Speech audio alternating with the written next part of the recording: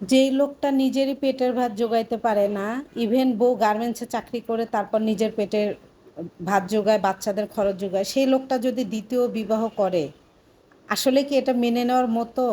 এটা হাস্যকর ছাড়া আর কিছুই না। হ্যালো এভরিওয়ান, আসসালামু আলাইকুম, শুভ সকাল সবাইকে। আমি আজকে সকাল থেকে ভিডিওটা শুরু করতেছি। কে কোথায় থেকে দেখতেছেন অবশ্যই কমেন্টের মাধ্যমে জানাবেন।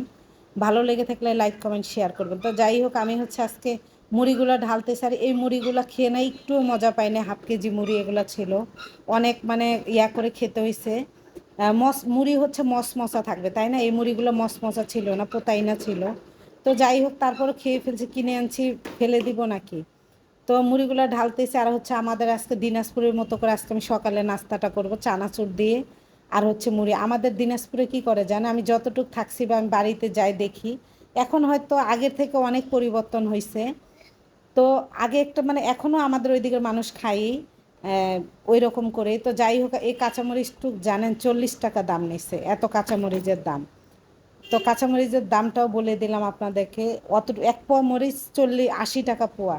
তাহলে কাঁচামরিচ স্বর্ণের মতো মূল্যবান হয়ে যাচ্ছে। তো যাই হোক, পরে হচ্ছে আমি না, আমাদের ওইদিকে কী করে বুট ছোলা আর কি বলে, অনেকে ছোলা বলেন, বুট বলেন, আমাদের ওইদিকে বুট বলে।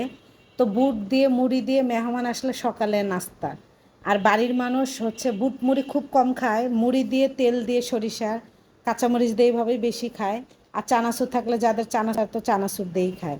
কিন্তু আমাদের ওইদিকে হচ্ছে সকালের বেশিরভাগ নাস্তাটাই হচ্ছে এইভাবে করে, মানে যেহেতু তারা ভোরে ওঠে, নামাজ কালাম পরে, তারপর ইয়া হয় না, 6টা, 6:30, 7টার সময় এরকম চানাচুর দিয়ে মুড়ি দিয়ে সরিষার তেল আর একটা আস্ত কাঁচামরিচ দিয়ে হচ্ছে মজা করে খায়। তো আমি সেভাবে আজকে হচ্ছে সকালে নাস্তাটা খাবার, এই কালকে চানাচুরটা আনছিলাম, এত পরিমাণে আমার মজা লাগছে না। আমি হচ্ছে দিনাজপুর গেলে যেমন চানাচুর খাই, তো এই চানাচুরটা এরকমই একটা টেস্ট পাইছি। তো সরিষার তেল দিয়ে দিচ্ছি, মানে ওইভাবে খাবো অনেক মজা করে। আমি সিরিয়াসলি অনেক মজা করে খাইছি আমাদের উত্তরবঙ্গের এই ইয়াটা।